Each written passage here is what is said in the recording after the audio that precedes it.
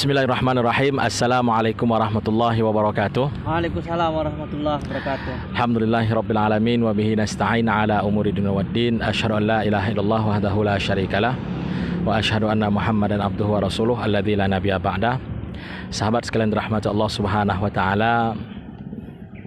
Jadi ini adalah pertemuan yang luar biasa ya antara saya dengan pakar sejarah. Nah, ini dia saudara kita Samsul Bahri, pakar sejarah dari Aceh Tenggara. Dan saudara Samsul ini tidak hanya dipakai di sejarah, tapi juga telah diundang di berbagai acara-acara seperti seminar, apalagi Training. Dan berbagai training ya. Jadi sahabat sekalian rahmat Allah Subhanahu wa taala, pada kali ini kita akan berbicara sedikit tentang Tanah Alas ya, tentang sejarah Tanah Alas.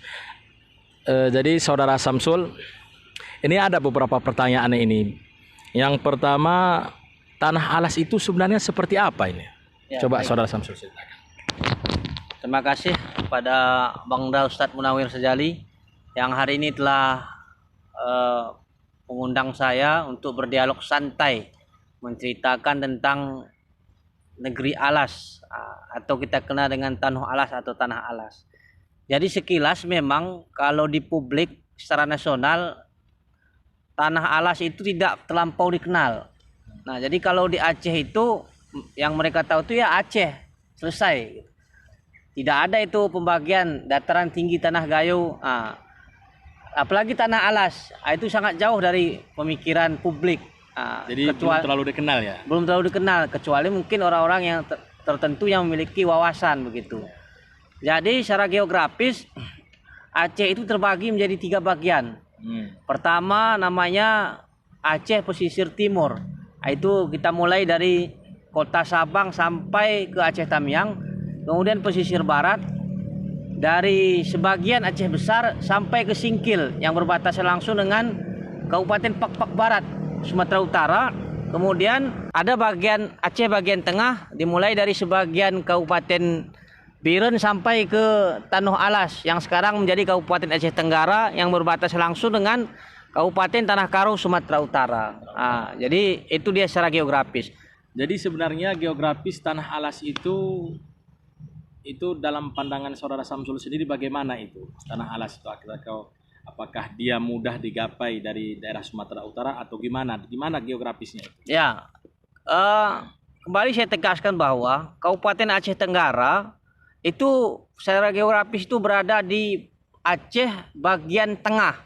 Setidaknya di sana bagian tengah itu ada 4 kabupaten. Oh, berarti Aceh Tenggara itu di bagian tengah? Iya, tidak ada laut di sana. Jadi kenapa dikatakan Aceh Tenggara? Ya, itu karena letak arah mata anginnya saja. Ya. Pembagian geografisnya kan mereka yang tahu, pada para founding father kita yang tahu pembagiannya. Ya. Jadi ada 4 di Aceh bagian tengah. Pertama Kabupaten Bener Meriah yang paling jauh, kemudian Kabupaten Aceh Tengah, kemudian Gayo Luas, dan yang berbatasan langsung dengan Sumatera Utara Kabupaten Karo itu adalah Aceh Tenggara, atau yang lazim dikenal dengan nama Tanah Alas atau Bumi Sepakat Segenap. Bumi Sepakat Segenap. Ya. Berarti Aceh Tenggara itu berada di bagian Aceh Tengah ya?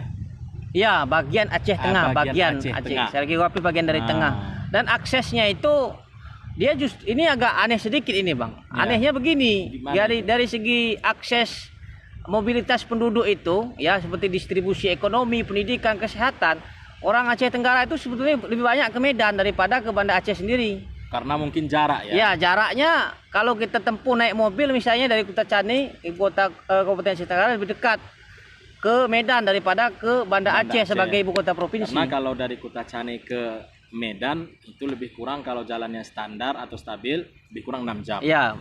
Oke, itu pertanyaan yang pertama. Sekarang kita masuk ke pertanyaan kedua. Sebenarnya dalam pandangan saudara Samsul selaku yang sudah ahli dalam sejarah dan banyak tentunya baca buku sejarah, yang saudara ketahui tentang Aceh Tenggara sebelum masa Belanda itu bagaimana? Nah, sebelum masa Belanda, kalau kita baca catatan-catatan sejarah, jadi Aceh Tenggara itu masuk dalam sebetulnya teritori kekuasaan politik Kesultanan Iskandar Muda dulu. Pada waktu itu? Iya, karena memang luas wilayah Kesultanan Iskandar Muda itu sebetulnya bukan di Provinsi Aceh sekarang ini saja, tetapi bahkan sampai ke Riau, bahkan ke Johor misalnya, ke Malaysia. Berarti sampai ke sana? Sampai ke sana. Kemudian sebagian daerah Sumatera Barat. Makanya tidak usah heran kalau kita ke Aceh Selatan, itu bahasa mereka itu agak berbeda bahasanya begitu. Nampak terdengar seperti bahasa pesisir Minangkabau seperti itu. Ini menunjukkan apa? Bahwa memang teritori politik Sultan Iskandar Muda itu sangat luas. Dari pantai timur, pantai barat, sampai tengah ke kampung halaman kita itu, Kabupaten Aceh Tenggara juga itu bagian dari Kesultanan Aceh waktu itu. Iskandar Muda.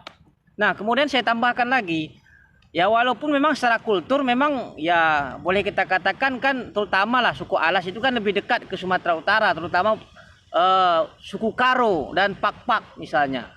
Kemudian di sana, di Tanah Alas waktu itu sebelum Belanda datang, di sana ada dua kekuasaan ya, ada dua, di istilahnya itu kejurun. Ada dua di sana kerajaan itu, kejurun Bambel dan kejurun Batumbulan seperti itu. Kejurun Bambel dan kejurun Batumbulan. Iya. Itu kejurun itu apa maknanya itu? Ya mereka lah yang berkuasa di Tanah Alas. Namanya karena kejurun. Iya, kejurun waktu itu. Jadi begini Saudara Samsul, berarti waktu itu dikenal ada dua kerajaan, kejurun Bambel dan kejurun Batumbulan.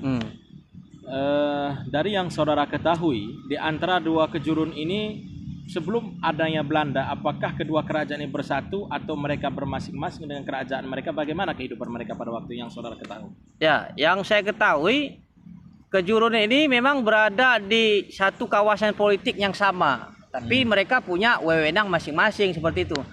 Dia tetap takluk atau tunduk kepada Sultan Iskandar Muda. Ya bukan sebetulnya bukan Iskandar Muda saja, Kesultanan Aceh lah, ya, Kesultanan Aceh. Mereka itu kalau tidak salah dalam sejarah itu diberikan sejenis tongkat estafet, ya, bawar istilahnya. Nah, itu sebagai, katakanlah sebagai pengganti SK, tongkat itulah yang kemudian menjadi simbol daripada kewenangan mereka. Masing-masing mengurus kejurunnya itu. Seperti itu. Oke. Kemudian setelah kita mengetahui bahwasanya di Aceh Tenggara itu memiliki dua kerajaan atau kejurun Bambel dan Batumbulan, ketika Belanda waktu itu datang, apakah dua kerajaan ini berperan untuk memajukan atau membebaskan Aceh Tenggara itu daripada penjajahan Belanda? Bagaimana pandangan saudara Samsul? Ya, baik. Terkait eksistensi Belanda di Tanah Alas, sebetulnya ini memiliki siklus cerita yang cukup panjang, ya. Tapi kita rangkaikan sajalah, misalnya yang paling pokok.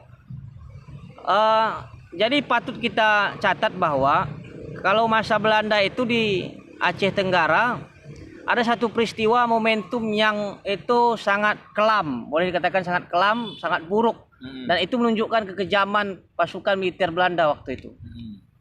Belanda itu kan masuk ke Aceh Tenggara sekitar awal abad ke-20, ya, tahun 1900-an lah. Waktu itu gubernur militer Aceh, Van Dalen itu punya ambisi besar menaklukkan seluruh wilayah Aceh termasuk Tanah Alas. Jadi mereka melakukan ekspedisi. Nah, dimulai dari bagian tengah, ya, dari Kutaraja itu kan menuju misalnya Beren ke Aceh Tengah seterusnya. Nah, komandan lapangan itu namanya Van Hertz, ya. Nah, mereka sampai ke Tanah Alas itu bukan hanya Tanah Alas sebetulnya, daerah dataran tinggi luas juga mereka melakukan pembantaian. Nah, kita mengenal satu peristiwa sejarah namanya itu Tugu Benteng Kutarih. Di sini nampak kekejaman Belanda itu. Bahkan korbannya itu rata-rata adalah perempuan, anak, orang tua yang tidak, ya boleh dikatakan tidak layak untuk berperang, bertempur begitu. Itu mereka bantai. Dibantai oleh pasukan Van Hertz. Diperkirakan korbannya sampai 2000. 2000. Berarti begitu kejam Belanda tuh. Ya. Kata orang kan dulu begitu kejam Belanda, lebih kejam lagi Jepang. Bagaimana itu? Nah, ini sebetulnya tidak, itu kalau menurut saya itu adalah ungkapan yang subjektif yang perlu dikembangkan lagi lah, perlu didiskusikan lagi lah. Pasti gitu ya. Ya. Itu khususnya di Aceh Tenggara. Ya. Itu mungkin, buktinya. Ya. Tadi genosida warga Tanah Alas tadi sampai ribuan meninggal gara-gara Belanda tadi. Iya, itu kan menunjukkan kekejaman juga. Berarti di Aceh Tenggara sendiri Jepang itu termasuk penjajah yang kejam atau Belanda lebih kejam gitu kalau dalam pandangan saudara? Ya, saya tidak bisa mengatakan mana lebih kejam karena saya tidak begitu banyak mendapat informasi tentang eksistensi Jepang di Asia Tenggara. Kembali tapi saya lanjutkan kembali tentang tadi peristiwa peristiwa Tugu Benteng Kutare. Jadi itu orang-orang di tanah alas, perempuan, anak-anak, orang tua itu kan mereka bantai, mereka bunuh, korbannya sampai ribuan. Nah, genosida ini sangat luar biasa sekali, menuai kritikan. Kritikan pertama adalah dari pers. Jadi koran-koran yang ada di Batavia waktu itu mengecam. Kenapa? Terlampau dianggap kejam pasukan Belanda ini di Aceh. Terutama di Aceh Tenggara. Ya, karena memang genosidanya terjadi di tempat Tenggara. Itu. Kemudian selain pers yang mengkritik, ya koran-korannya banyak terbit di Batavia, termasuk di Amsterdam. Ini menunjukkan apa? Bahwa walaupun penjajahan dianggap terlampau kejam begitu. Berarti cerita pembantaian Belanda di Aceh Tenggara ini sampai ke Eropa. Sampai ke Eropa, Amsterdam. Iya. Masya Allah. Itu keotentikan berita tersebut bisa nggak kita dapat itu? Ada nggak masih beritanya itu atau gimana cara mendapat? Untuk mengenai arsip mungkin sangat sulit untuk didapatkan. Mungkin kita bisa ke Leiden, Belanda. Nah di sana ke perpustakaan KITLV itu, ya. Di sana mungkin ada arsip-arsip atau dokumentasi mereka tentang ekspedisi militer yang pernah mereka lakukan. Kembali saya lanjutkan bahwa menuai kritik bukan hanya pers yang mengkritik, tetapi juga anggota parlemen Belanda yang kontra dengan pemerintah waktu itu, yang siapa memimpin waktu itu. Jadi para oposisi menentang dan mengecam ini kebijakan militer yang salah. Kenapa? Membantai orang sampai sebegitu banyaknya, sebegitu kejinya. Dan itu menyalahi aturan perang internasional. Kenapa menyalahi aturan perang internasional? Karena mereka memakai jenis senjata. Misalnya dalam laporan Muhammad Said, misalnya di buku Aceh Sepanjang Abad itu, mereka memakai jenis senjata dum-dum namanya. Dum-dum. Senjata itu yang ditembakkan ke masyarakat. Dan itu kalau udah kena, itu badannya hancur. Dan itu dianggap tidak manusiawi. Dan itu sempat ditembakkan ke masyarakat Aceh Tenggara. Iya, waktu eksekusi itu, waktu pembantaian ditembakkan. Nah, senjata dum-dum itu tidak boleh dipakai untuk membunuh orang sipil dan itu bertentangan dengan hukum perang internasional. Jadi memang betul-betul sangat keji sekali dan ini sampai sekarang masih menjadi satu memori yang melekat ya bagi masyarakat Tanah Alas mengenai Tugu Benteng Kutare waktu itu. Kekejaman Belanda. Ya. Kemudian begitu kejamnya Belanda itu melakukan penyerangan dan kejahatan yang dilakukan mereka kepada masyarakat Aceh Tenggara.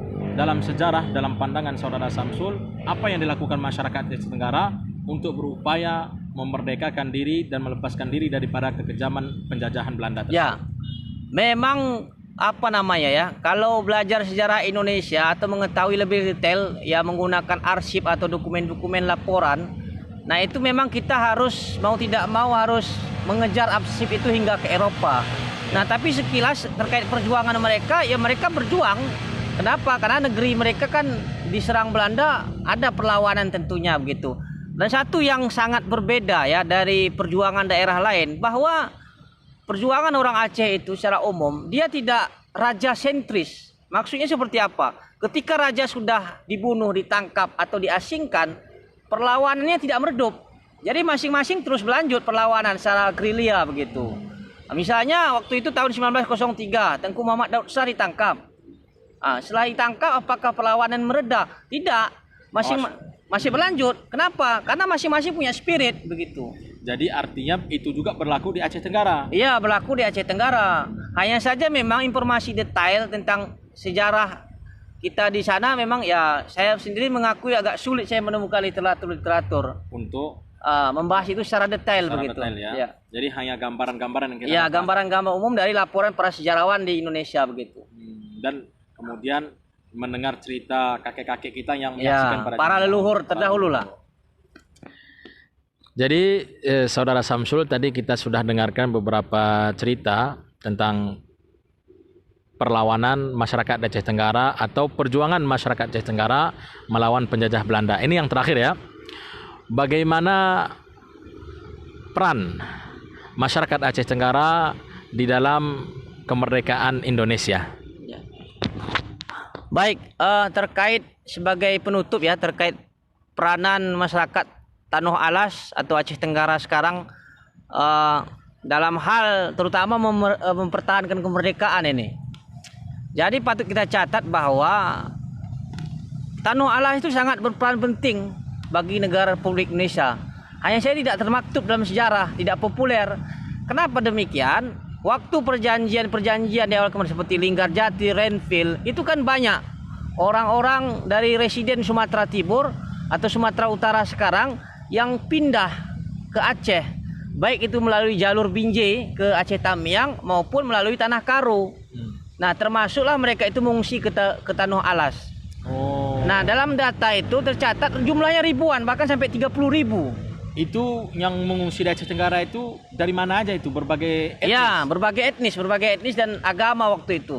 Umumnya orang-orang Sumatera Timur, ditambah orang misalnya di Karo, kemudian daerah Dairi. Mereka itu mengungsi ke sana. Karena perjanjian itu di Linggarjati misalnya atau Renville atau beberapa janji kan ada garis Panmuk itu.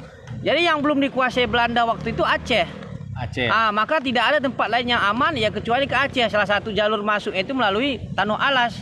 Jumlahnya sangat banyak, ribuan. Nah, pasukan militer Indonesia juga ikut hijrah ke sana, bukan hanya rakyat. Militer Indonesia, mungkin kita mengenal nama Letkol Jamin Ginting atau Jenderal Jamin Ginting. Nah, beliau juga hijrah ke sana membawa pasukan militernya waktu itu. Ke Aceh Tenggara? Iya, ke Aceh Tenggara. Karena memang sudah berdasarkan perjanjian mereka harus pindah. Ya. Dan ditambah dengan dari segi keamanan tidak memungkinkan lagi tinggal di daerah ini, sudah dikuasai Belanda.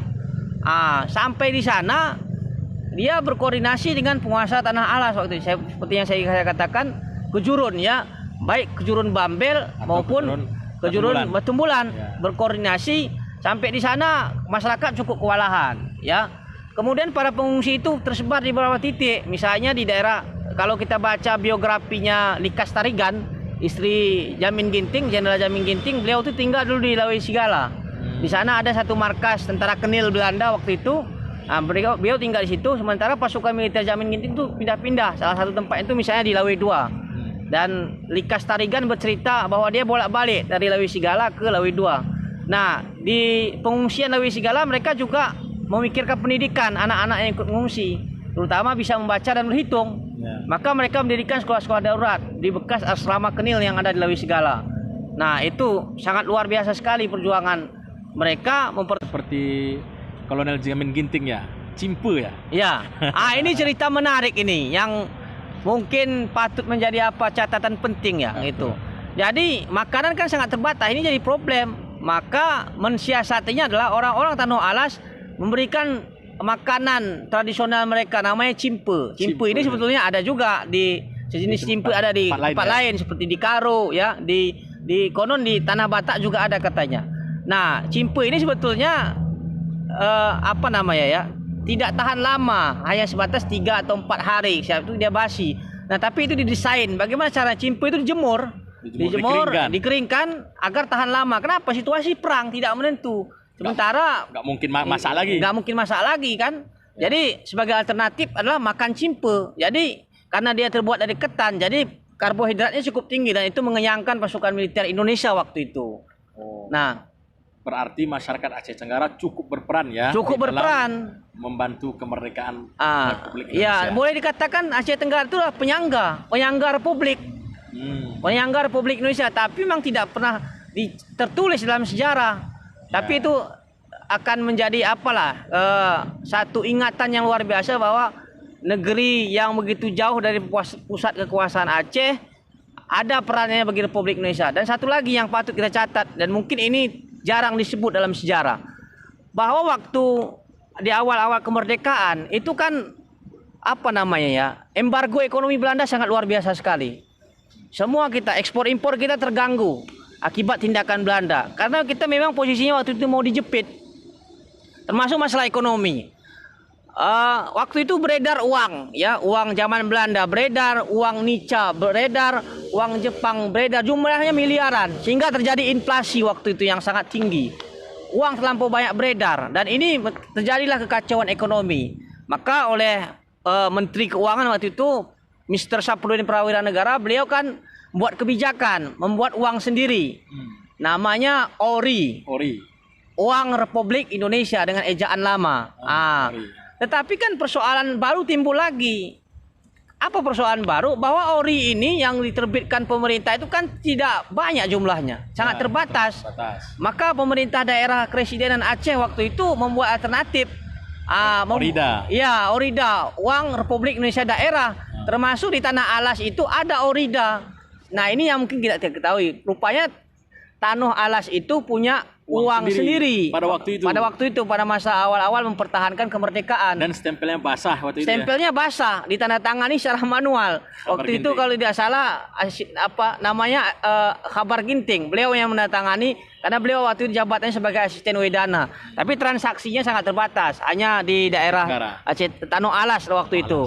Dan itu juga ada di daerah sebelah. Misalnya yang dekat itu di Kecamatan Tiga Binanga di Kabupaten Karo sekarang, itu juga mereka punya uang Orida tersendiri begitu. Nah, jadi memang pejuang-pejuang kita dulu sudah tahu bagaimana mengatasi embargo ekonomi, termasuk misalnya tadi masalah-masalah keuangan. Nah, mereka punya alternatif untuk menghantam kebijakan Belanda yang cukup kejam, baik dari segi politik, sosial, budaya, termasuk ekonomi yang tadi saya katakan. Saya kira seperti itulah perjuangan rakyat Aceh Tenggara terhadap Republik ini. Indonesia. Jadi patut kita sebagai generasi muda mempopulerkan ini semua, bahwa kampung halaman kita itu punya kontribusi bagi Republik Indonesia yang tercinta ini. Saya kembalikan. Masya Allah, sahabat sekalian dirahmati Allah Subhanahu Wa Taala. Begitu gamblang cerita yang kita dengar tadi ya. Jadi ternyata Aceh Tenggara itu sangat besar perannya untuk Republik Indonesia. Mulai dari melawan penjajahan Belanda, untuk mengatasi ekonomi, bahkan sampai ada uang tadi Orida ya, itu ditandatangani oleh Khabar Ginting ya, stempelnya basah, dan bahkan itu uang itu kalau dicari memang nggak ada lagi sekarang ya. Agak sulit kita mencarinya. Dan apalagi kualitas kertasnya juga tidak seperti kualitas kertas uang sekarang. Ya, betul. Jadi sahabat sekalian rahmati Allah Subhanahu wa taala, inilah yang dapat kita sampaikan. Assalamualaikum warahmatullahi wabarakatuh.